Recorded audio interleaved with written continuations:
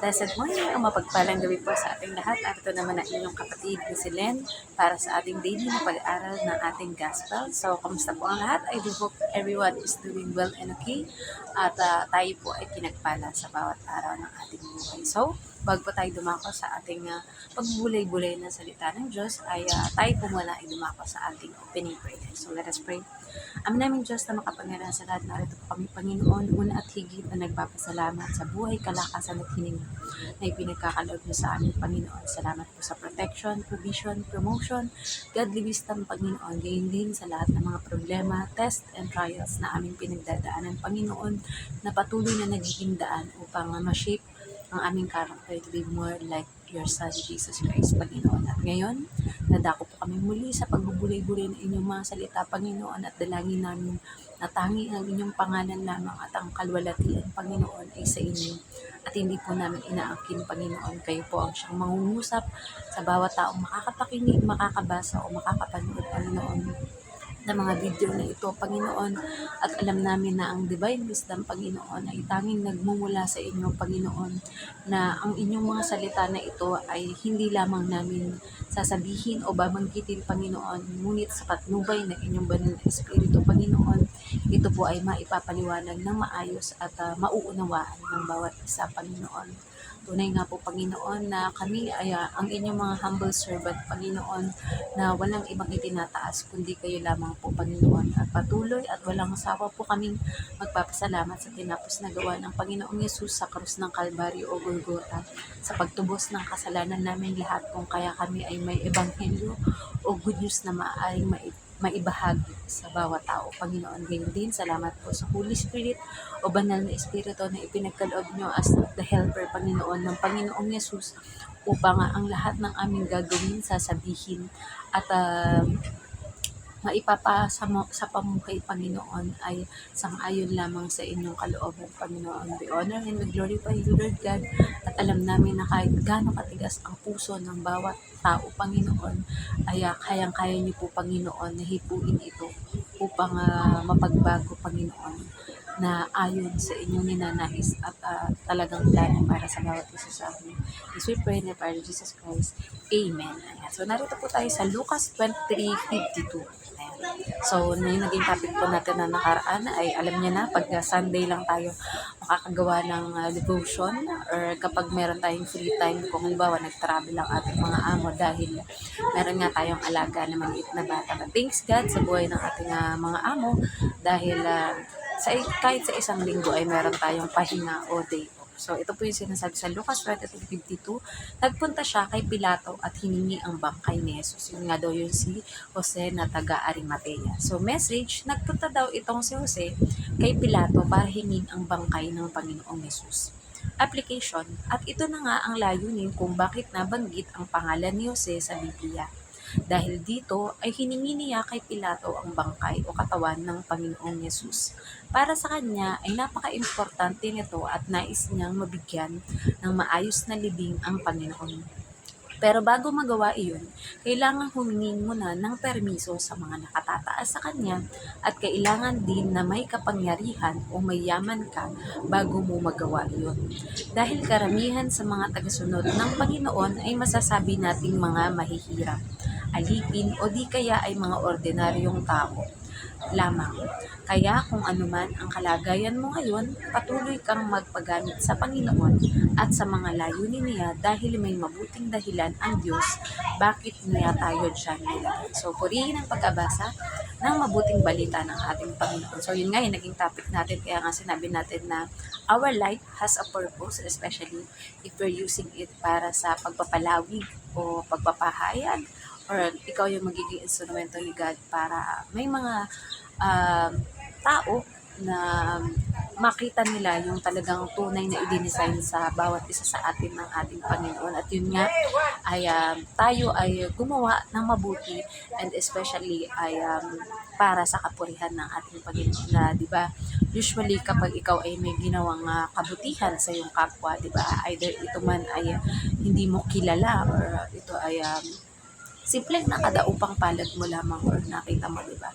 Pero kapag sila ay nagpasalamat, lalo higit nagpasalamat sila sa Panginoon dahil sa buhay mo is yun ay isa na sa mas lalong ikinatutuwa o kinalulugod ng ating Panginoon. Dahil, di ba usually kapag may ginawa kang kabutihan, halimbawa ikaw ay isang estudyante o isa kang anak, di ba? Halimbawa, tatanungin ng tao, sino ba ang mga magulang mo?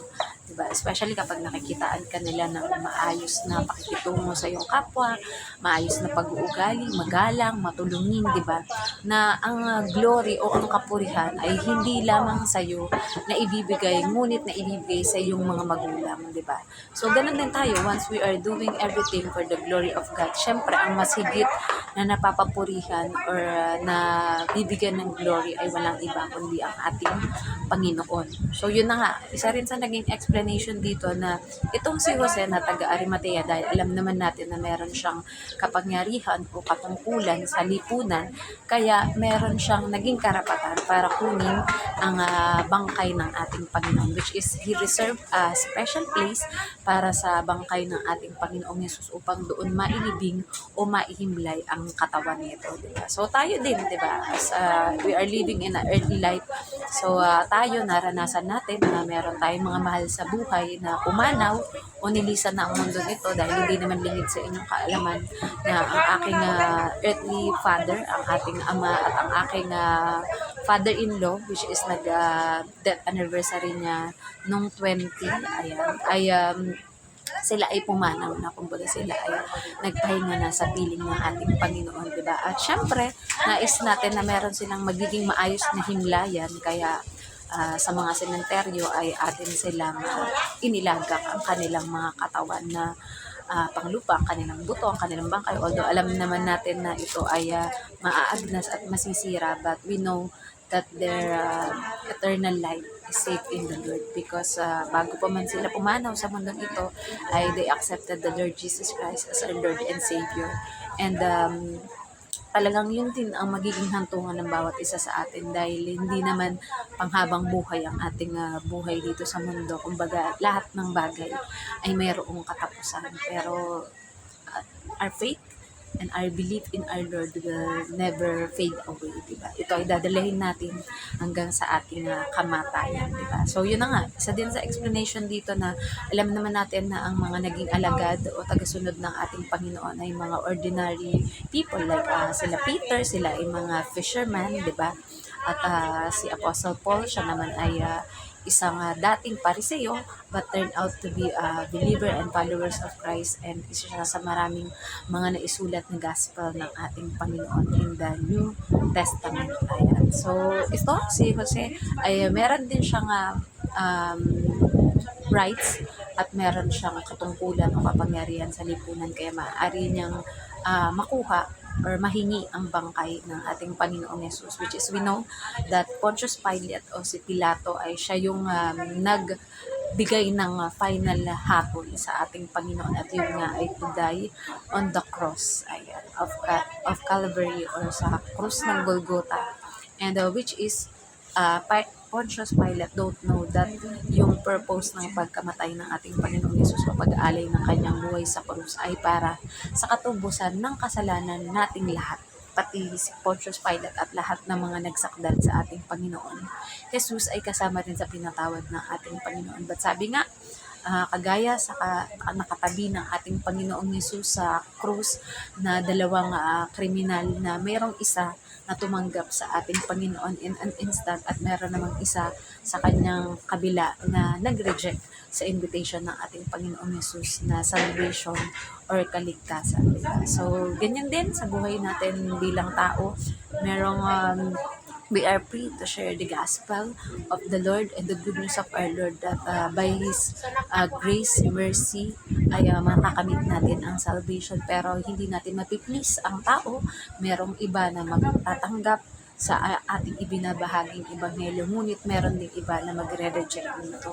So, ang lahat ng ating mga ginagawa ay pananagutan natin sa ating Panginoon on the day na lisanin na natin ang mundong ito. At sabi nga, during that time, wala nang second chances. Kaya nawa, habang nabubuhay tayo sa mundong ito, ay ating italaga ang ating buhay, ang ating lakas, at ang ating paglilingkod na ipinagkaloob sa atin ng ating Panginoon kahit nung una pa man, para sa paglilingkod sa Kanya at paglilingkod sa ating kapwa, because that is the greatest commandment of the Lord, that love the Lord your God with all your heart and with all your soul and with all your mind, and love your neighbor as you love yourself. At sa lahat po ng ating ginagawa, may it be for the glory of the Lord. So, medyo na lamang po ating share ng devotion video, at nawa po ay may natutunan kayo sa ating maiksing share ng devotion na ito, at may iniitay din po tayo na ating kapatid at kaibigan na maaari nating maisama para makapakinig din at maka-fellowship natin sa pag-glorify sa ating Panginoon. So, let us all end up into closing prayer. Ama namin Diyos na makapahiran sa lahat, pinupuri at pinasasalamatan ka po namin. Salamat sa inyong mayaman at napakagandang mga salita, Panginoon, na aming natunghayan, Panginoon, at napag-aralan. Tunay nga, Panginoon, na all the power and all the authority, Panginoon, ay pinagkaloob niyo sa aming, Panginoon, upang maipahayag, Panginoon, ang inyong mabuting balita. At nawa, Panginoon, ang aming buhay na ito, Panginoon, ang aming physical body, Panginoon, at lahat ng mga karunungan na ipinagkakaloob niyo, Panginoon, ay magamit namin, Panginoon, for the expansion of your kingdom and your good news to everyone, Panginoon. At kayo po ang maluwalhati sa aming buhay, Panginoon. And we pray, Lord God, hindi lamang po sa aming, Panginoon, ngunit sa lahat ng mga tao, Panginoon, na dumadanas ng mga pinansyal na problema, Panginoon, sa trabaho, sa negosyo, Panginoon, at maging sa restoration, Panginoon, ng bawat mga pamilya, pagsasama, Panginoon, pagkakaibigan, Panginoon, na there should not be any division, Panginoon, but there will be unity in everyone, Panginoon. Pag-isahin niyo po kami ng iyong iisang pag-ibig, Panginoon, dahil alam po namin, Panginoon, na kayo ang Lord of Restoration, Panginoon. Maaring may mga pamilya o samahan na matagal nang hindi nagsasama, nag-uusap, Panginoon, at nagkasira na, Panginoon. Ngunit sa inyo, Panginoon, nothing is impossible, Panginoon. Kayang-kaya niyong maibalik, Panginoon, ang dating sigla ng pag-ibig at paglilingkod at pagmamahalan at pagpapatawaran ng bawat isa, Panginoon, dahil kayo na ang siyang unang nagpakita ng pag-ibig at pagpapatawad sa bawat isa sa aming, Panginoon. We also pray, Lord God, para po sa lahat ng mga pagawain o gustong magawa, Panginoon, para sa pagpapalawig ng inyong kaharian dito sa mundo, Panginoon, ng mga churches, mga hospitals, mga school, Panginoon, lalong higit ang mga ministerial, Panginoon, o pag-aaral ng mga Bible school, Panginoon, para sa inyong kaharian, Panginoon, at ebanghelyo, Panginoon, na alam namin, Panginoon, na ito ay magiging matagumpay, Panginoon, hanggang maabot ang lahat ng panig ng mundo, Panginoon. We also pray, Lord God, para sa lahat na may mga sakit at karamdaman, Panginoon, whether it's in physical, emotional, o spiritual, Panginoon, ito man ay malala o hindi, Panginoon, na sa mga latay at sugat na nakamit na inyong bugtong na anak na si Jesus, Panginoon, we are healed indeed, Panginoon. At sinabi niyo nga sa inyong salita, Panginoon, na aming hingin kung ano man ang aming mga ninanais at ng aming puso, Panginoon. At kayo ay very willing, Panginoon, na ito ay pagkaloob sa aming, Panginoon. And kung ang inyong pong kalooban, Panginoon, ay ang lumisan na sa mundong ito ang aming mga kakilala o mahal sa buhay, Panginoon, ay we know, Lord God, that you will give comfort sa lahat ng mga maiiwan ng mga loved ones na mga ito, Panginoon, and rest assured ang bawat isa, Panginoon, that once ang kanilang mahal sa buhay, Panginoon, ay lumisan sa mundo ito, Panginoon, na tinanggap ang inyong bugtong na anak na si Jesus bilang Diyos at tagapagligtas at namuhay ayon sa inyong kalooban, Panginoon, ay they are safe and secure in your kingdom in heaven, Panginoon. At kasama na kayo na dinadakila ang inyong pangalan, Panginoon. At wala ng mga sakit, karamdaman, Panginoon, na mararanasan, Panginoon, maging ang kamatayan, dahil they are living eternally with you, Panginoon. Kainin po, Panginoon, I pray, Lord God, para sa lahat ng mga pastors, priests, evangelists, missionaries, mga prophets, teachers, Panginoon, workers, at kahit mga regular members ng all the body of Christ, Panginoon. Alam po namin, Panginoon, na ang bawat layunin ng bawat isa ay upang mas lalong higit na marami ang makakilala at tumanggap sa inyo, Panginoon. Bless them, Lord God. Bless their family, Panginoon. And we know, Lord God, that you will provide all their needs, Panginoon, sa transportation man ito, Panginoon, sa food, sa family needs nila, Panginoon, at sa kanilang mga anak, Panginoon, kung ito ay kailangan mag-aral o mapagtapos, Panginoon, ay pagkakalutin po ang lahat ng kanilang mga pangangailangan, Panginoon. We also pray, Lord God, para sa aming bansang Pilipinas, Panginoon, na ang lahat ng mga problema, Panginoon, o sila rin ng aming mga bansa, Panginoon, ay magkakaroon ng kasagutan, Panginoon, especially, Panginoon, kung ang bawat isa, Panginoon, ay magpapakumbaba na lumapit sa inyo through prayer, Panginoon, at may gagawin ding action, Panginoon, na una ay buuin ang bawat mga pamilya, Panginoon, at magkaroon ng banal na pagkatakot sa inyo upang ang bawat desisyon, Panginoon, na gagawin para sa aming bansa, Panginoon, ay para sa ikabubuti nito, Panginoon. At anumang mga trials or mga pagtaas ng mga presyo ng mga bilihin, Panginoon, ay alam namin, Panginoon, na secured, Panginoon, ang mga nagtitiwala sa inyo, Panginoon, na kailanman ay hindi nyo pagkukulangin ang bawat isa, Panginoon, because you are the God who provide, Panginoon. At sinabi nyo nga sa inyong mga salita, Panginoon, that those who seek you first your kingdom and your righteousness, Panginoon, ay lahat ng bagay ay idaragdag at ibibigay mo sa bawat isa, Panginoon. Hindi kami magkukulang, Panginoon, because you will never leave us nor forsake us, Panginoon. At kayo ang nangako, Panginoon, at kailanman ang inyong pangako ay hindi mapapako at kundi ito ay mangyayari at magaganap sa amin at sa aming buhay, Panginoon. We also pray, Lord God, para sa bansang ito na Hong Kong, Panginoon, na salamat, Panginoon, sa buhay ng aming mga employer, Panginoon, na kayo po ang nagdudulot, Panginoon, upang sila ay makapag-provide para sa aming mga sweldo, Panginoon, upang meron kaming maipadala sa aming mga mahal sa buhay sa Pilipinas. At alam po namin, Panginoon, na hindi magtatagal, Panginoon, na hindi na magkakalayo ang bawat mga pamilya, Panginoon, kundi sama-sama sila na naglilingkod sa inyo, Panginoon, sapagkat ang magiging income sa Pilipinas, Panginoon, ay sapat na o higit pa, Panginoon. At alam namin, Panginoon, na ang inyong talagang plano sa bawat isa, Panginoon, ay maging isang buo ang bawat pamilya, Panginoon, at hindi magkawatak-watak, Panginoon.